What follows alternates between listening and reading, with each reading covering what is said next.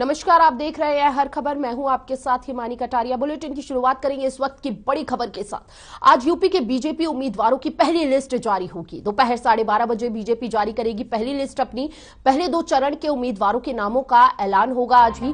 केंद्रीय मंत्री धर्मेंद्र प्रधान, अरुण सिंह करेंगे प्रेस कॉन्फ्रेंस और इस पूरे मामले की जानकारी देंगे। साथ ही उस लिस्ट पर भी पुष्टिकरण करेंगे। तो आज यूपी के बीजेपी उम्मीदवारों की पहली लिस्ट जारी होने जा रही है। दोपहर 12:30 बजे बीजेपी जारी करेगी पहली लिस्ट। महज कुछ ही दिनों बाद यूपी में चुनाव है। विधानसभा चुनाव को लेकर यह पूर्ण रूप से तैयारियां की जा रही है और ऐसे में हर पार्टी जो है इस वक्त सुपर एक्टिव मोड में नजर आ रही है। कोई भी पार्टी पीछे हटने का नाम नहीं ले रही है और ऐसे में बीजेपी आज पहले 2 चरणों के उम्मीदवारों के नामों का ऐलान करने जा रही है। केंद्रीय मंत्री धर्मेंद्र प्रधान और अरुण सिंह जो हैं वह आज प्रेस कॉन्फ्रेंस करेंगे और ऐसे में ऐलान करेंगे आज की लिस्ट में। आज यूपी के बीजेपी उम्मीदवारों की लिस्ट जारी होगी। दोपहर 12:30 बजे बीजेपी ऐलान करेगी। पहले 2 चरणों के उम्मीदवारों के नाम जो है आज सामने आ जाएंगे और ऐसे में उन नामों की पुष्टि होगी। चुनावों के मद्देनजर जो कि मजबूत कैंडिडेट होने वाला है। तो इस वक्त की यह बड़ी खबर हम आपको बता रहे हैं हर खबर की स्क्रीन से। पहले 2 चरण के उम्मीदवारों के नामों का ऐलान होगा। 5 राज्यों में विधानसभा चुनाव है।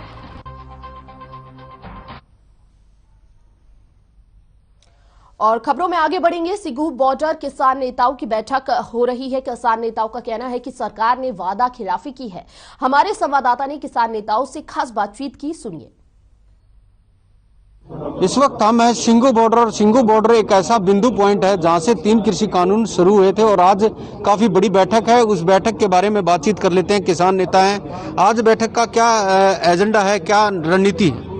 देखिए, हमने मोर्चा सस्पेंड किया था और कुछ हमारी मांगे बच गई थी और सरकार के साथ बातचीत हो गई थी, लेकिन आज 15 जनवरी तक वो जो सरकार ने हमारे साथ प्रॉमिस किया था वो अपने वादे से अभी भी पीछे हट रही है, हमारे को लगता है। क्योंकि एमएसपी पर जो गारंटी कानून की बात कर रही थी और उस पर कमेटी भी अभी तक नहीं गठित हुई और साथ में लखीमपुर खीरी में जो राजगृह मंत्री है उसको उसके पद से हटाने की बात की गई थी, वो भी अभी तक बीच है। हमारे वहाँ पर 10-12 किसानों पर केस दर्ज कर दिए गए हैं, वो भी नाजायज तौर पर किए हैं। लेकिन जहाँ पर कोई हमला करने के लिए आएगा किसानों पर तो अपने रक्षा के लिए कुछ ना कुछ तो मुकाबला करेगा ना। इसी बीच में उनके भी 5-7 लोग मारे गए, तो लेकिन ये तो गलत बात हो गई ना। इसीलिए हमने ये मांग रखी थी कि जो राज्य गृह मंत्री है उसको उनके पद से हटाया जाए और उन्होंने षड्यंत्र रचकर ये घटनाक्रम किया था। और साथ में जितने भी 26 जनवरी को जहाँ इस आंदोलन के चलते चलते जो भी केस दर्ज हुए थे उनको वापस लेने की मांग हमने रखी थी और सरकार उससे भी मेरा ख्याल है कि अभी तक पूर्ण रूप से उसको भी मान रही। इस सभी पर आज विचार विमर्श होगी। आज ये मीटिंग हो रही है। हमारे साथ और भी किसान नेता हैं, उनसे बातचीत कर लेते हैं। आज क्या एजेंडे रहने वाले हैं, बैठक का महत्व क्या है? देखो, बैठक ਜਿਹੜੀ ਉਸ ਦਿਨ ਮੋਰਚਾ ਤੋਂ ਸਸਪੈਂਡ ਕਰਕੇ ਗਏ ਨਾ, ਜਿਹੜਾ ਕਿ ਐਮਐਸਪੀ ਦਾ ਮੁੱਦਾ ਔਰ ਬਹੁਤ ਸਾਰੇ ਸਾਡੇ ਕਿਸਾਨਾਂ ਦੇ ਉੱਤੇ ਜਿਹੜੇ ਪਰਚੇ ਦਰਜ ਹੋਏ ਉਹ ਵੀ ਰਹਿ ਰਹੇ ਅਭੀ ਤੱਕ ਤੇ ਜਿਹੜੇ ਕਿਸਾਨ ਸਾਡੇ ਸ਼ਹੀਦ ਹੋਏ ਸੀ ਉਹਨਾਂ ਦੇ ਮੁੜ ਵਸੇਵੇ ਵਾਸਤੇ ਜੋ ਸਰਕਾਰ ਨੇ ਅਨਾਉਂਸ ਕੀਤਾ ਸੀ ਕਿ ਇਹਨਾਂ ਦੇ ਵਾਸਤੇ ਕਾਫੀ ਜ਼ਿਆਦਾ ਰਕਮ ਦਿੱਤੀ ਜਾਊਗੀ ਔਰ ਇਹਨਾਂ ਨੂੰ ਇੱਕ ਜੀ ਨੂੰ ਨੌਕਰੀ ਦਿੱਤੀ ਜਾਊਗੀ। ਉਹ ਸਾਰੀਆਂ ਜਿਹੜੀਆਂ ਮੰਗਾਂ ਸਾਡੀਆਂ ਅੱਜ ਪੈਂਡਿੰਗ ਪਈਆਂ, ਉਹ ਕੋਈ ਹੱਲ ਨਹੀਂ ਸਰਕਾਰ ਦਾ। ਉਹਦੇ ਸੰਬੰਧ ਵਿੱਚ ਅੱਜ ਜਿਹੜਾ ਇਹ बैठक कर रहे हैं और देखते हैं हम बैठ के ਉਹਦੇ ਵਿੱਚ ਕੀ रिजल्ट आਉਂਦਾ। हाँ, बड़े फैसले लिए जाएंगे। जी बिल्कुल, देखिए किसान नेताओं ने साफ कर दिया है कि बड़े फैसले लिए जा सकते हैं क्योंकि लगातार जो वादा खिलाफी जो सरकार ने की है उसको लेकर काफी बड़ी रणनीति बन सकती है, बड़े फैसले हो सकते हैं। काफी लंबे दौर तक बैठक जारी रहेगी। हर खबर के लिए सोनीपत से लाजपत। चलिए रुक करेंगे इस वक्त की बड़ी खबर की और। बेखौफ बदमाशों का आतंक लगातार जारी है। मेडिकल संचालक से 2 लाख रुपए की लूट का यह मामला सामने आया है। बंदूक और चाकू के दम पर लूट की वारदात को अंजाम दिया गया। मेडिकल शॉप में तोड़फोड़ कर फरार हुए बदमाश। मौके पर पुलिस मौजूद रही, नहीं की कोई भी कार्रवाई। गुस्साए मेडिकल संचालकों ने सड़क जाम कर दी, जिसके बाद तो इस वक्त की यह बड़ी खबर हम आपको बता रहे हैं, जहां पर बदमाशों के हौसले लगातार बुलंद हैं। उन्हें खाकी वर्दी का जरा भी खौफ नहीं है। तस्वीरों में आप देख सकते हैं किस तरह से बाद में पीड़ित जो है वह विरोध करते हुए नजर आए, जहां पर उन्होंने सड़क जाम कर दी। तो ऐसे में सबसे बड़ी बात अपने आप में देखने वाली यह भी रहेगी कि जिस वक्त इस वारदात को अंजाम दिया वहां पर पुलिस भी मौजूद थी, लेकिन उसके बावजूद भी इस तरह की वारदातें जो है लगातार प्रदेश में बढ़ती जा रही है। बेखौफ बदमाशों का आतंक लगातार बढ़ रहा है। मेडिकल संचालक से 2 लाख रुपए की लूट की गई है। बंदूक और चाकू के दम पर इस लूट को अंजाम दिया गया है। मेडिकल शॉप में तोड़फोड़ भी की गई बदमाशों द्वारा, और तोड़फोड़ करने के बाद बदमाश वहां से फरार हो गए। मामला ही 3-4 अज्ञात क्या लाली जुली ये लड़के आए थे, मेरे को जानती भी अच्छी लगती, मैं उनको जानता हूँ। वो एक नंबर के घटिया मतलब गैंगस्टर अपने आप को मानते हैं। वो पहले वो आए जैसे सिगरेट की गोली लेके मेरे से आपका कैसे लेके सामने अंडे वगैरह खा के दारू पी गए थे। मेरे को मौके पे कोई उनके सामने पेमेंट पकड़ा गया 2 लाख के प्लस ही था, 2 लाख लगा लो प्रॉपर। जब वो 2 लाख मेरे को पकड़ा के मैंने उनके सामने पापा के कोर्ट में डाल दिया, तो फिर 3-4 अंदर आए अज्ञात थे। वो उनके साथ थे तो शीलू नाम था एक लड़के का, तो जिसको मैंने कहा भाई तू चल जा, कोई दिक्कत बात नहीं है। उसने आके एकदम से मारपीट करनी शुरू कर दी। दादी जी बैठे थे मेरे यहाँ पे, मेरे कदम दादी जी हैं वो बैठे थे, उनके सामने गाली गलौज करने लगे। पहले तो कोर्ट लेके भागना चाहे, लेकिन पैसे निकाल के भागे। पैसे निकलने के बाद वो चले गए। फिर उनके 15-20 बंदे आए, सारी मारपीट शुरू कर दी उन्होंने। मामला की है जी, अपना मेरी माता एमरजेंसी 2 ਗੱਡੀਆਂ लेके पहले टप गए। ठीक है। तीसरी ਗੱਡੀ मैं लेके टप्पया। ठीक है। रोकिया मैनू, भाई जी वहाँ एमरजेंसी है, मेरी माता बीमार है। ठीक है। गुलामा खड़ के कोट कड़ीसिया, शीशा फोड़ता, ਗੱਡੀ फोड़। किन्ना ने फोड़े शीशे गुलाम? ਉਹ देखो जी ਜਿਹੜੇ ਜਾਣਦੇ ਨੇ। ठीक है। ठीक है, उन्होंने मेडिकल ना बंद कराया। क्या नाम है जी आपका? रुपिंदर सिंह। अच्छा। हाँ जी। नहीं यहाँ माता आपकी माता आपकी कहाँ इमरजेंसी में? सरकारी अस्पताल चोवे, चाहे मैनू नहीं पता ही तक। अच्छा। लेके गए आप पीछे जा रहे थे? ਉਹਨਾਂ ਨੂੰ ਅਟੈਕ ਹੋ ਗਿਆ। ਜੇ ਉਹਨਾਂ ਦੀ ਜ਼ਿੰਮੇਵਾਰੀ ਬਣਦੀ ਹੈ, ਜੇ ਉਹਨਾਂ ਨੂੰ ਕੱਲ ਨੂੰ ਕੁਝ ਹੁੰਦਾ ਤਾਂ ਇਹ ਜ਼ਿੰਮੇਵਾਰ।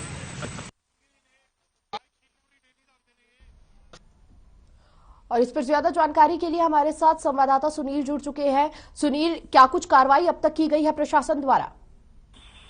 देखिए, ये जो मामला है देर शाम का मामला है। रतिया के बस स्टैंड पर एक मेडिकल पर जो कुछ युवकों ने आकर वो तोड़फोड़ कर दी, और मेडिकल जो संचालक है उसके पास से 2 लाख रुपए का जो है छीन कर भागे।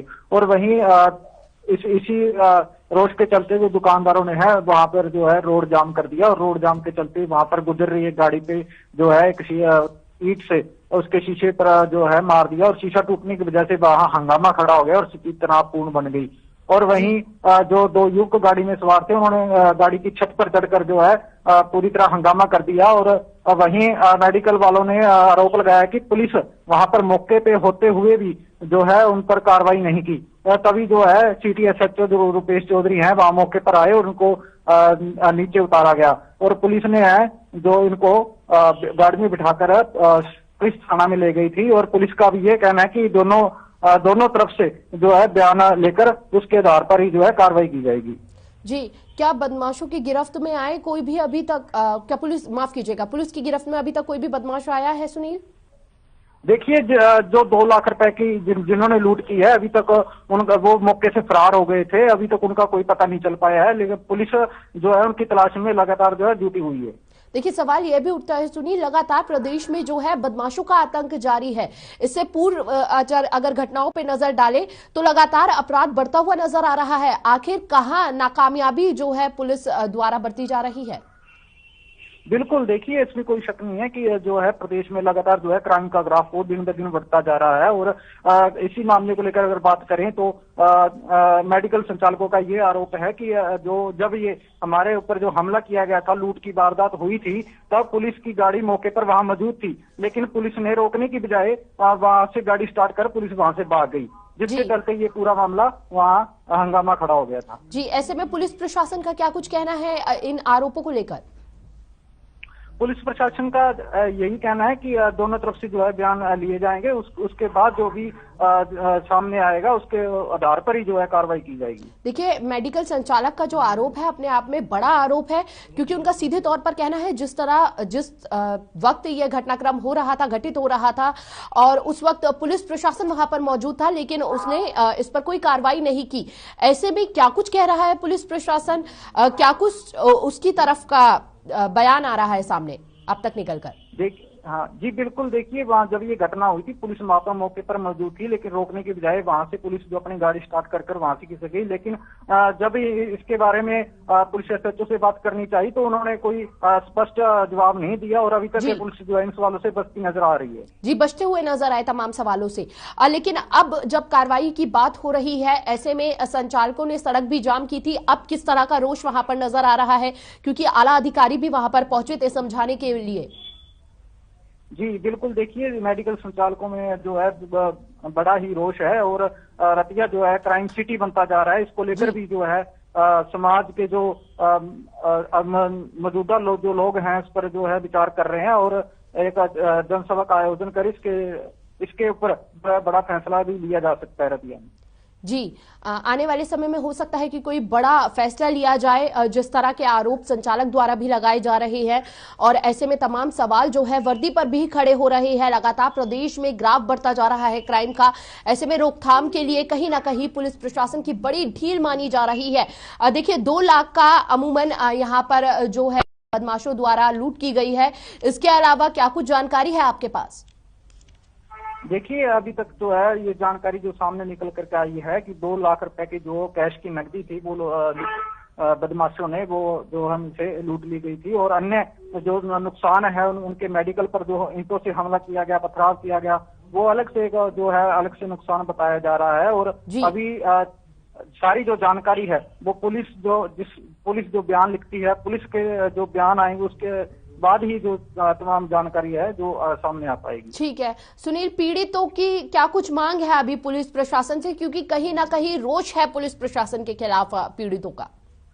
जी, पीड़ितों का तो यही कहना है कि जल्द से जल्द उन बदमाशों को जो है गिरफ्तार किया जाए, और जो हमारा नुकसान हुआ है उनकी भरपाई जो है करवाई जाए। उन्होंने जो है आगे आंदोलन की एक चेतावनी भी दी है, अगर कोई कार्रवाई नहीं की जाती तो जो है सब मेडिकल संचालक जो है इस पुलिस के खिलाफ जो है प्रदर्शन भी करेंगे। बिल्कुल, बहुत बहुत शुक्रिया सुनील आपका तमाम जानकारी साझा करने के लिए। Thank you. तो देखिए, बेखौफ बदमाशों का आतंक लगातार जारी है। तमाम आरोप मेडिकल संचालक द्वारा लगाए गए हैं वर्दी पर, और ऐसे में आला अधिकारी लगातार मामले की जांच कर रहे हैं।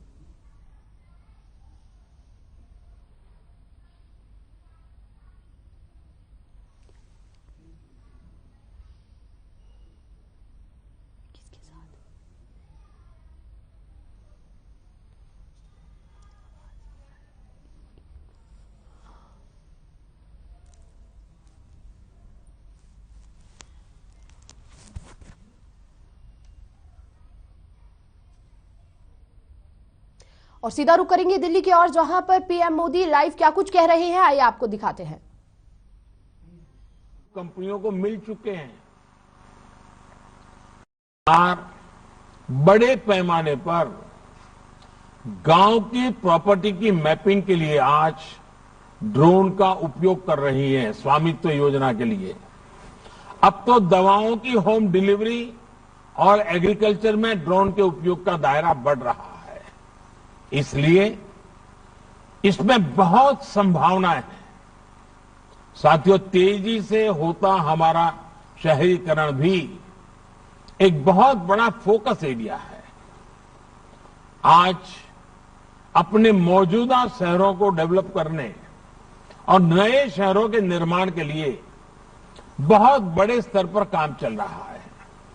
अर्बन प्लानिंग, हमें बहुत काम करना है उस क्षेत्र में। इसमें भी हमें ऐसे वॉक टू वर्क कंसेप्ट और इंटीग्रेटेड इंडस्ट्रियल एस्टेट का निर्माण करना है, जहां श्रमिकों के लिए, मजदूरों के लिए बेहतर अरेंजमेंट्स हो।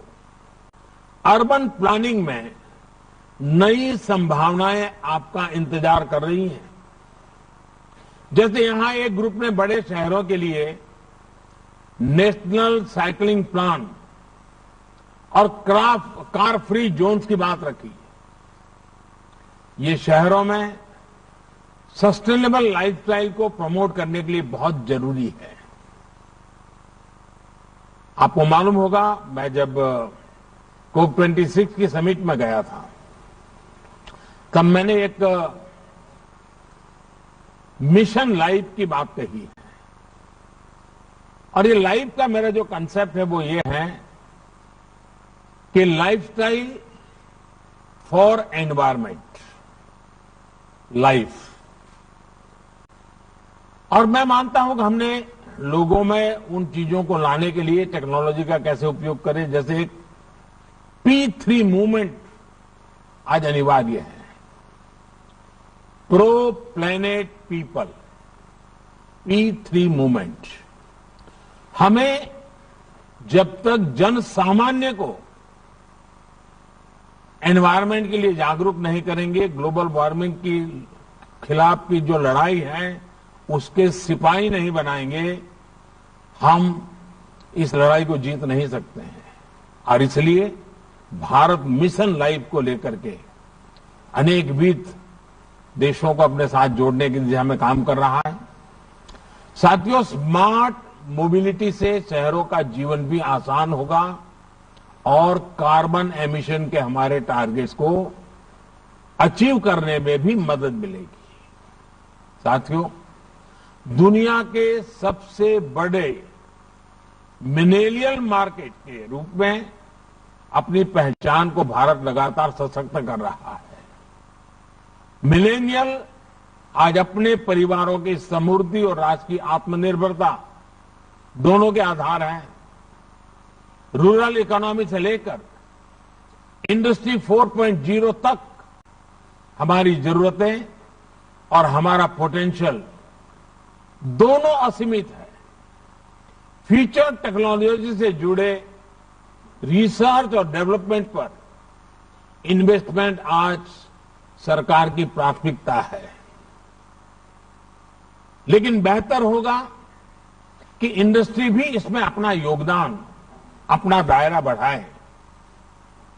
साथियों, 21वीं सदी के इस दशक में आपको एक बात और ध्यान रखनी है। देश में भी बहुत बड़ा मार्केट तो अब खुल रहा है। हमने डिजिटल लाइफस्टाइल में अब जाकर कदम रखा है। अभी तो हमारी करीब आधी आबादी ही ऑनलाइन हुई है। जिस स्पीड से, जिस स्केल पर, जिस कीमत में आज गांव-गांव, गरीब से गरीब तक सरकार डिजिटल एक्सेस देने के लिए काम कर रही है, उससे बहुत कम समय में भारत में करीब 100 करोड़ इंटरनेट यूजर होने वाले हैं। जैसे जैसे दूर सुदूर क्षेत्रों में लास्ट माइल डिलीवरी सशक्त हो रही है, वैसे वैसे ग्रामीण मार्केट और ग्रामीण टैलेंट का बड़ा पुल भी बनता जा रहा है। इसलिए मेरा भारत के स्टार्टअप से आग्रह है कि गांव की तरफ भी बढ़ें। ये अवसर भी है और चुनौती भी। मोबाइल, इंटरनेट, ब्रॉडबैंड कनेक्टिविटी हो या फिजिकल कनेक्टिविटी, गांव की आकांक्षाएं आज बुलंद हो रही हैं। रूरल और सेमी अर्बन एरिया एक्सपांशन की नई वेव की राह देख रहे हैं। स्टार्टअप कल्चर ने आइडिया को जिस प्रकार डेमोक्रेटाइज किया है, उसने महिलाओं और लोकल बिजनेस को एम्पावर किया है। आचार पापड़ से लेकर हैंडीक्राफ्ट तक अनेक लोकल प्रोडक्ट्स का दायरा आज व्यापक रूप से बढ़ा है। जागरूकता बढ़ने से लोकल के लोग, उसके लिए लोग वोकल हो रहे हैं। और अभी जब हमारे जयपुर के साथी ने, कार्तिक ने लोकल को ग्लोबल की बात कही और उन्होंने वर्चुअल टूरिज्म की बात कही। मैं आग्रह करूंगा आप जैसे साथियों को कि आजादी के 75 साल हो रहे हैं, क्या आप देश के स्कूल कॉलेज के बच्चों का एक कंपटीशन करें और वे अपने जिले में, अपने शहर में आजादी से जुड़ी जो घटनाएं हैं, जो स्मारक है, इतिहास के जो पन्ने हैं, उसका वर्चुअल क्रिएटिव वर्क करें और आप जैसे स्टार्टअप उसको कंपाइल करें और आजादी के 75 साल निमित्त वर्चुअल टूर के लिए देश को निमंत्रित किया जाए। आजादी के अमृत महोत्सव में स्टार्टअप दुनिया का एक बहुत बड़ा कंट्रीब्यूशन होगा। तो आपका विचार अच्छा है, उस विचार को किस रूप में लाया जाए उसकी अगर आप शुरुआत करेंगे तो मैं पक्का मानता हूं कि इसको हम आगे बढ़ा सकते हैं। साथियों, कोविड लॉकडाउन के दौरान हमने देखा है कि लोकल स्तर पर कैसे छोटे छोटे इनोवेटिव मॉडल्स ने लोगों का जीवन आसान किया है। छोटे लोकल बिजनेस के साथ कोलैबोरेशन का एक बहुत बड़ा अवसर स्टार्टअप्स के पास है। और पीएम मोदी लाइव थे, जहां पर वर्चुअली संवाद करते समय वह कह रहे थे कि स्टार्टअप को और भी ज्यादा बढ़ावा दिया जाए, साथ ही साथ इंडस्ट्रीज को योगदान करना बेहद जरूरी है, जिससे कि भारत इकोनॉमिकली और भी ज्यादा स्ट्रांग हो। साथ ही साथ उन्होंने ये भी कहा कि कई क्षेत्रों में डिजिटल प्लेटफॉर्म अपने पैर जमा रहा है। अब ग्रामीण क्षेत्रों की बारी है, क्योंकि ग्रामीण क्षेत्र जब और जागरूक होंगे, मॉडर्नाइजेशन को लेकर इकोनॉमिकली स्ट्रांग होंगे, उसके बाद ही स्टार्टअप को आगे बढ़ोतरी मिलेगी। लेकिन जिस दिशा में देश जा रहा है वह बेहद ही सराहनीय कदम है। चलिए खबरों में आगे बढ़ेंगे। अगली खबर जो है पलवल से है, तो माफ कीजिएगा, इस वक्त की बड़ी खबर की ओर रुख करेंगे। सोनीपत से इस वक्त की बड़ी खबर सामने आ रही है। आपको बता दें, संयुक्त किसान मोर्चा की बैठक शुरू हो गई है। सिंघू कुंडली बॉर्डर पर हो रही है एसकेएम की बैठक। सरकार के साथ बनी सहमति पर होगी अब चर्चा। केंद्र प्रदेश सरकार के वादों आश्वासनों की होगी समीक्षा। आगामी 5 राज्यों में होने वाले चुनावों को लेकर भी तमाम बातें जो हैं इस बैठक में हो सकती है। संयुक्त किसान मोर्चा की यह बैठक शुरू हुई है। सिंघू कुंडली बॉर्डर पर हो रही है एसकेएम की बैठक। सरकार के साथ सहमति पर जो सहमति बनी है उन पर आज चर्चा होगी और साथ ही साथ आगामी 5 राज्यों में होंगे चुनाव, उनको लेकर रणनीति तैयार की जा सकती है, किस तरह से आने वाले कदम होने वाले हैं। और ऐसे में सरकार जो है बेहद अहम भूमिका निभाने वाली है, क्योंकि 5 राज्यों में चुनाव है। ऐसे में किसान की जो है बड़ी भूमिका रहने वाली है इन 5 राज्यों के चुनावों में। तो इस बैठक में माना जा रहा है कि कहीं ना कहीं 5 राज्यों में चुनावों को लेकर भी बातचीत हो सकती है। तो इस वक्त की ये बड़ी खबर हम आपको बता रहे थे। एसकेएम की बैठक शुरू हो चुकी है और ऐसे में सोनीपत से इस वक्त की ये बड़ी खबर सामने आ रही है। तमाम मुद्दों को लेकर जो है चर्चा होगी। देखिए, लगातार लंबे समय से आंदोलनरत किसान जो है तमाम मांगों को लेकर धरना प्रदर्शन कर रहे थे, लेकिन सरकार ने जब तमाम उनकी मांगों को लेकर सहमति जताई, उसके बाद भी एक बैठक होनी थी जिसमें वह लिखित रूप से मांग कर रहे थे। आज हो सकता है कि उन तमाम वादों पर जो तमाम सरकार द्वारा आश्वासन दिए गए हैं इस पर चर्चा हो। बाद पहली बैठक है, बस आंदोलन के बाद जो पहली बैठक है, नए नए परम्यूटेशन कम्बिनेशन बन रहे हैं। कुछ लोग इलेक्शन में जा रहे हैं, कुछ एसकेएम को बनाए रखना चाहते हैं। तो देखो, अभी एसकेएम का संघर्ष करना है। जो सरकार के साथ बातचीत हुई थी उसका समीक्षा होगी, सरकार ने क्या किया है क्या नहीं किया है, अगर नहीं किया तो आगे क्या करना है। तो यही है आज की बैठक का मेन एजेंडा। जिस तरह कुछ किसान नेता चुनावी अखाड़े में उतरे हैं, उसको लेकर भी चर्चा होगी। जरूर होगी, क्योंकि हमने तो कभी इलेक्शन वाले को मंच के ऊपर नहीं आने दिया, मंच के पास नहीं आने दिया। इसलिए जो भी लोग हैं उसके बारे में क्लियर स्टैंड लिया जाएगा। जो इलेक्शन में जा रहे हैं संगठन, उनको एसकेएम के साथ नहीं रहना होगा, नहीं रहना चाहिए। ये जो मीटिंग है ना, वे तो उसी दिन ही 15 तारीख को रख दी थी कि यहाँ 15 जनवरी को मीट होएगी। उसमें मंथन होएगा, जो हमारी मांगे रहती हैं भी सरकार मांगती है और क्या नहीं मांगती, क्योंकि इसमें कई मुद्दे थे। एक तो देखो एमएसपी मेन था, और ये सारे केस बनाए थे उनको वापस कराना था और उनको मुआवजा दिलाना था।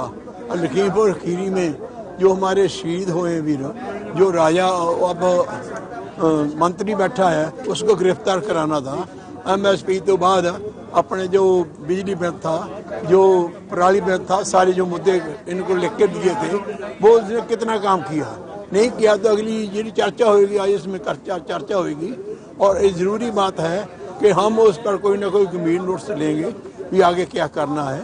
ये मंथन में होएगा, क्यों पंजाब में जो इलेक्शन चल रही है उसमें तो हम इलेक्शन नहीं लड़ेंगे। जो सरकार ने वादे किए थे हमारे साथ, हमारे को लगता है उस पर खरा नहीं उतर पाई सरकार। उसके बारे में आज ये विचार विमर्श हो गया। MSP पर गारंटी कानून की जो कमेटी बनानी थी वो भी अभी तक नहीं बनी। जो लखीमपुर खीरी का केस अभी तक बीच में लटक रहा है वो भी किसी किनारे पर नहीं पहुंचा। राजगृह मंत्री ने इस्तीफा भी नहीं दिया और भी काफ़ी बात इस मीटिंग में विचारी जाएगी। और देखते हैं अभी सारे लीडर्स SKM के आने वाले हैं, आने वाले समय में देखते हैं क्या क्या विचार विमर्श होता है, एजेंडे लगेंगे। देखो जी, ਅਸੀਂ ਪਹਿਲਾਂ ਜੋ ਸਾਨੂੰ ਸਹਿਮਤੀ ਪੱਤਰ ਦਿੱਤਾ ਸੀਗਾ 9 ਤਾਰੀਖ ਨੂੰ 9 ਦਸੰਬਰ ਨੂੰ ਉਹਦੇ ਤੇ ਸਮੀਖਿਆ ਕਰਾਂਗੇ ਵੀ ਜਿਨ੍ਹਾਂ ਮੰਗਾਂ ਤੇ ਉਹਨਾਂ ਨੇ ਸਹਿਮਤੀ ਕੀਤੀ ਸੀਗੀ ਉਹਨਾਂ ਤੇ ਕੀ ਅਮਲ ਕੀ ਹੋਇਆ।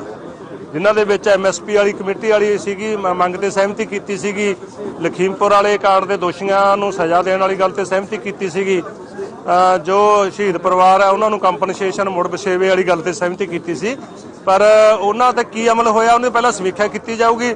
ਉਸ ਤੋਂ ਬਾਅਦ ਉਹਦੇ ਤੇ ਐਕਸ਼ਨ ਪ੍ਰੋਗਰਾਮ ਹੈ ਜਿਹੜਾ ਉਹ ਦਿੱਤਾ ਜਾਊਗਾ। क्या कुछ किसान नेता पंजाब के राजनीतिक अखाड़े में उतरे हैं जी, उसको लेकर भी कोई चर्चा होगी? देखो जी, हाँ, जो किसान नेता ने पोलिटिकल पार्टी बना के चोण अखाड़े ਦੇ ਵਿੱਚ ਉਤਰੇ ਹੈ, ਜਿਨ੍ਹਾਂ ਵਿੱਚ ਖਾਸ ਕਰਕੇ ਬਲਵੀਰ ਸਿੰਘ ਰਾਜੇਵਾਲ ਜੀ ਸ਼ਾਮਲ ਹੈ ਔਰ ਪ੍ਰੇਮ ਸਿੰਘ ਭੰਗੂ ਜੀ ਹੋਰ ਸ਼ਾਮਲ ਨੇ, ਉਹਨਾਂ ਦਾ ਏਜੰਡਾ ਵੀ ਲੱਗੂਗਾ। ਉਹਨਾਂ ਦਾ SKM ਨਾਲ ਰਿਲੇਸ਼ਨ, ਰਿਸ਼ਤਾ, ਸੰਬੰਧ ਕੀ ਹੋਵੇ ਆਉਣ ਵਾਲੇ ਸਮੇਂ ਦੇ ਵਿੱਚ, ਇਹ ਵੀ ਏਜੰਡਾ ਹੋਊਗਾ, ਇਹ ਵੀ ਫੈਸਲਾ ਕੀਤਾ ਜਾਊਗਾ। पहली बैठक है, बस आंदोलन के बाद जो पहली बैठक है, नए ये जो मीटिंग है ना, तो उसी दिन ही 15 तारीख को रख दी थी कि यहाँ 15 जनवरी को किसान आंदोलन स्थगित होने के बाद है, किस तरह की रणनीति किसान यहाँ पर बनाएंगे? आप जो स्थगित होने के बाद पहली बैठक है, किस तरह की रणनीति किसान नेताओं ने बनाई है? देखो जी, इसी पहला पहली बैठक है, बस आंदोलन के बाद जो पहली बैठक है नए। और एक बार फिर से हमारे साथ संवाददाता लाजपत जुड़ चुके हैं इस पर ज्यादा जानकारी के लिए।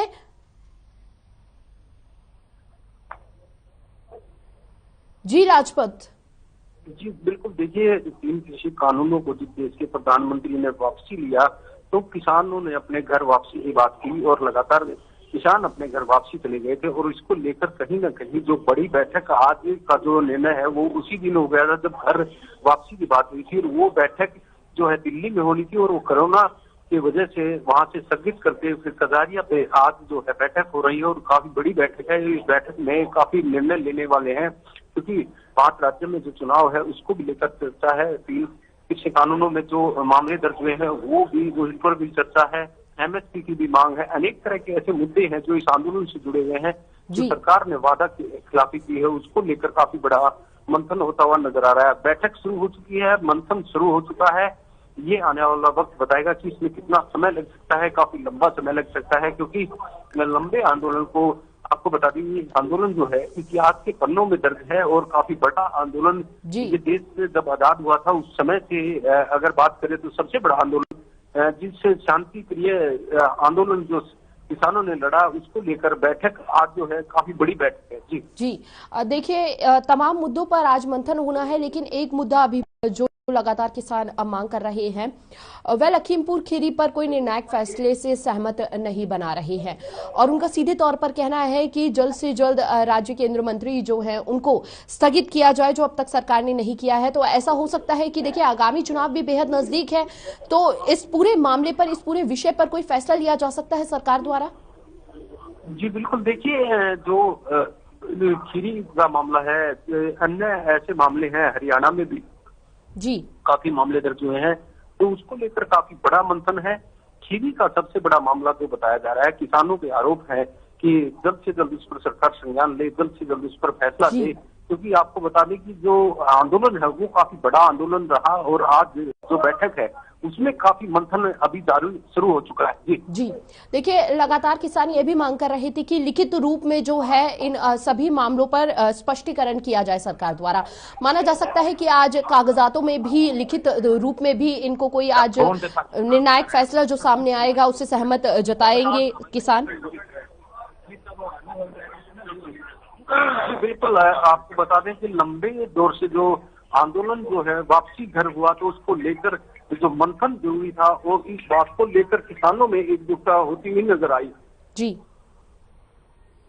बहुत बहुत धन्यवाद राजपथ आपका तमाम जानकारी साझा करने के लिए। अपने आप में बड़ी बैठक, अहम बैठक ठीक चुनावों से पहले। अब देखने वाली बात यह रहेगी कि आखिर सरकार के तमाम वादों आश्वासनों से कितने सहमत होते हैं किसान। और फिलहाल इस बुलेटिन में इतना ही। तमाम खबरों के लिए बने रहिए हर खबर के साथ। नमस्कार।